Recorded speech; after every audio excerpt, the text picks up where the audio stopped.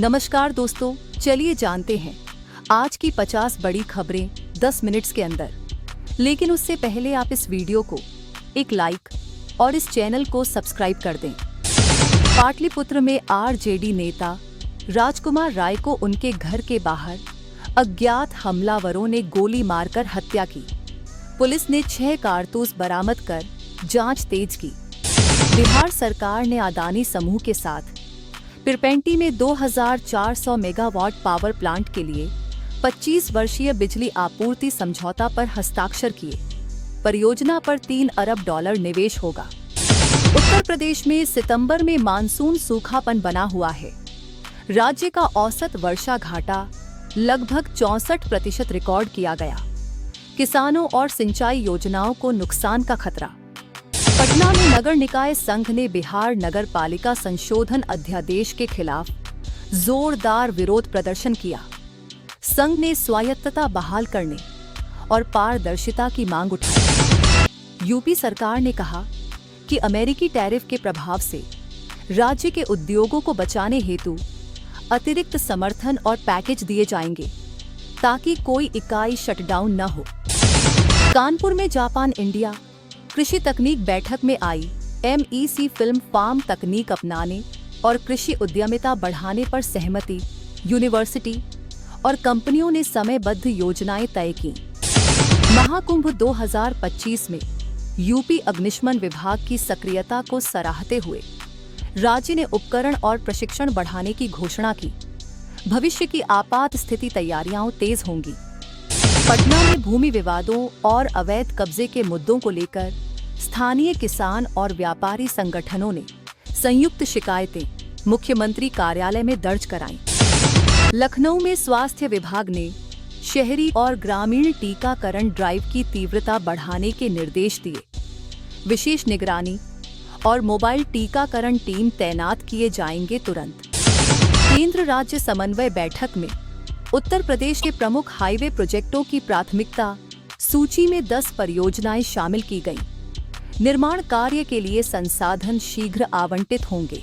बिहार के कुछ जिलों में नदी तटीय क्षेत्रों में जलस्तर बढ़ने से स्थानीय प्रशासन ने राहत शिविर और बचाव टीमों की सक्रियता बढ़ा दी है। उत्तर प्रदेश पुलिस ने साइबर फ्रॉड मामलों में बढ़ोतरी के मद्देनजर डिजिटल जागरूकता अभियान और ऑनलाइन शिकायत पोर्टल के विस्तार की सूचना दी है। पटना यूनिवर्सिटी और तकनीकी संस्थानों ने स्टूडेंट स्टार्टअप मेलों की योजना बनाई है ताकि युवा उद्यमियों को निवेश और मार्गदर्शन मिल सके। लखनऊ नगर निगम ने नागरिकों के लिए स्मार्ट पार्किंग पायलट लॉन्च किया। आरंभिक फेज में 3 जोन में QR आधारित भुगतान लागू होगा। बिहार में पर्यटन विभाग ने ऐतिहासिक स्थलों के लिए नई प्रमोशन रणनीति घोषित की।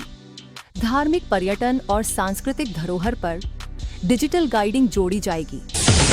उत्तर प्रदेश के वाणिज्य भवनों में GST और ट्रेड रजिस्ट्रेशन सरल बनाने के लिए एक फिट गाइडलाइन जारी कर व्यावसायिक क्लियरेंस तेज करने का लक्ष्य रखा गया। पटना मेडिकल कॉलेज ने शिशु स्वास्थ्य केंद्रों में नवजात देखभाल सुधारने हेतु नए उपकरण और प्रशिक्षित कर्मियों की भर्ती की घोषणा की। उत्तर प्रदेश शिक्षा मंडल ने स्कूलों के सिलेबस में कौशल आधारित मॉड्यूल शामिल करने का प्रारूप पेश किया।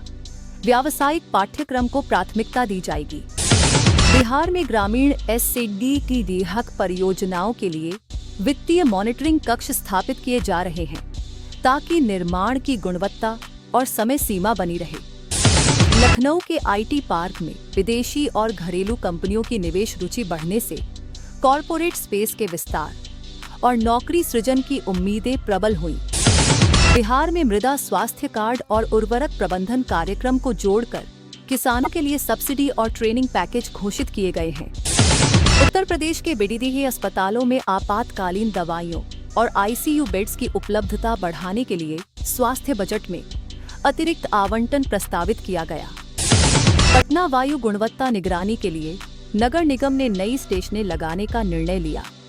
प्रदूषण डेटा जनता के लिए रियल टाइम में उपलब्ध होगा। उत्तर प्रदेश के वन विभाग ने वन्यजीव संरक्षण और मानव वन्यजीव संघर्ष कम करने हेतु नई पॉलिसी और ट्रेनिंग प्रोटोकॉल लागू किए। बिहार के रोजगार मेले में टेक्सटाइल और ऊर्जा सेक्टर के लिए विशेष रोल कॉल आयोजित की गई।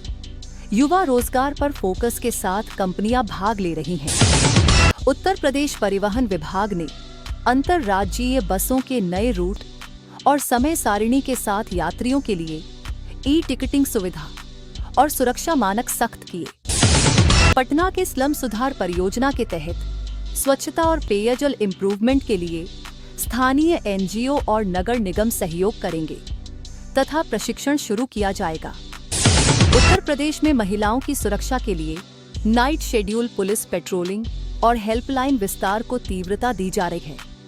फीडबैक मैकेनिज्म भी जोड़ा गया। बिहार शिक्षा विभाग ने सरकारी स्कूलों में डिजिटल क्लासरूम और टीचर ट्रेनिंग बढ़ाने के लिए फंड आवंटित करने की योजना प्रकाशित की है। उत्तर प्रदेश कृषि विभाग ने खरीफ फसल के बाद रबी सीजन के लिए बीज, उर्वरक और सिंचाई सब्सिडी पैकेज की सूचना जिला स्तर पर जारी की। पटना में संस्कृति महोत्सव का आयोजन कर राज्य सरकार ने स्थानीय कलाकारों को मंच और आर्थिक सहायता देने का ऐलान किया है। पर्यटन अभियान भी जोड़ा जाएगा। उत्तर प्रदेश में पुलिस भर्ती परीक्षा के लिए ऑनलाइन पंजीकरण और परीक्षा केंद्रों का विस्तार कर युवाओं की भागीदारी बढ़ाने हेतु सुधार किए जा रहे हैं। बिहार पथ परिवहन निगम ने बस बेड़े आधुनिकीकरण और ई बस परिचालन के लिए खरीद प्रक्रिया तेज की। हरित परिवहन पर जोर रहेगा। उत्तर प्रदेश में महिला स्वरोजगार कार्यक्रम के तहत माइक्रो लोन और व्यावसायिक प्रशिक्षण केंद्रों का नेटवर्क बढ़ाया जा रहा है ताकि घरेलू उद्योग फले फूले। पटना में शहरी निकायों के लिए कचरा प्रबंधन स्मार्ट प्लान पेश हुआ। रिसाइकलिंग, कंपोस्टिंग और स्थानीय कचरा प्रोटोकॉल को प्राथमिकता दी जाएगी। उत्तर प्रदेश के कोयला आधारित और नवीकरणीय ऊर्जा परियोजनाओं के संयोजन से बिजली की उपलब्धता सुनिश्चित करने हेतु राज्य स्तरीय रोडमैप जारी किया गया। बिहार के स्वास्थ्य शिविरों में मामा मुद्दे जैसे सामान्य बीमारी मुक्त कैंप आयोजित कर ग्रामीण इलाकों में मेडिकल पहुंच बेहतर करने का अभियान शुरू हुआ। उत्तर प्रदेश पर्यटन विकास बोर्ड ने धार्मिक और हेरिटेज रूट्स को जोड़कर एकीकृत पैकेज तैयार किए। स्थानीय गाइडिंग और आवास सुविधाओं का मानक तय किया जाएगा। पटना में महिला उद्यमिता हब उद्घाटन के साथ स्टार्टअप फंडिंग, मेंटरशिप और मार्केट कनेक्टिविटी सुविधाएं राज्य सरकार के सहयोग से उपलब्ध कराई जाएंगी। उत्तर प्रदेश के शहरी क्षेत्रों में स्मार्ट सिटी प्रोजेक्ट के तहत जल प्रबंधन, ट्रैफिक स्मार्ट सेंसिंग और ऊर्जा कुशल स्ट्रीट लाइटिंग कार्य तेज किए जा रहे हैं।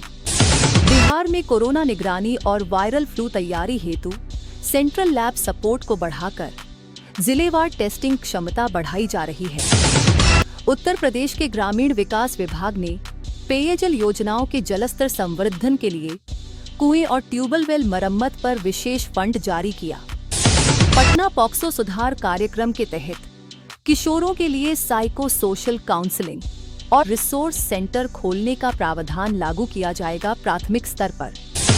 उत्तर प्रदेश के स्नातक शिक्षा संस्थानों में शोध विकास और उद्योग साझेदारी बढ़ाने हेतु अनुदान और इंक्यूबेशन फैसिलिटीज प्रदान की जा रही हैं। बिहार के नदी तटों पर बाढ़ अर्ली वार्निंग सिस्टम स्थापित करने हेतु सेंसर और लोकल वार्निंग नेटवर्क को बढ़ाया जा रहा है। बचाव समय सुधारना लक्ष्य। उत्तर प्रदेश कृषि विश्वविद्यालय ने फसल विविधीकरण और बाजार लिंकिंग के लिए किसानों को आदर्श मॉडल फार्म दिखाने का पायलट कार्यक्रम शुरू किया। पटना में पार्क एवं सार्वजनिक स्थानों में सुरक्षा बढ़ाने हेतु सीसीटीवी कवरेज और इंटेलिजेंट मॉनिटरिंग सिस्टम लगाने का निर्णय लिया गया है। उत्तर प्रदेश उद्योग ने एमएसएमई सपोर्ट पैकेज के तहत कच्चा माल सब्सिडी और विपणन सहायता की मांग की।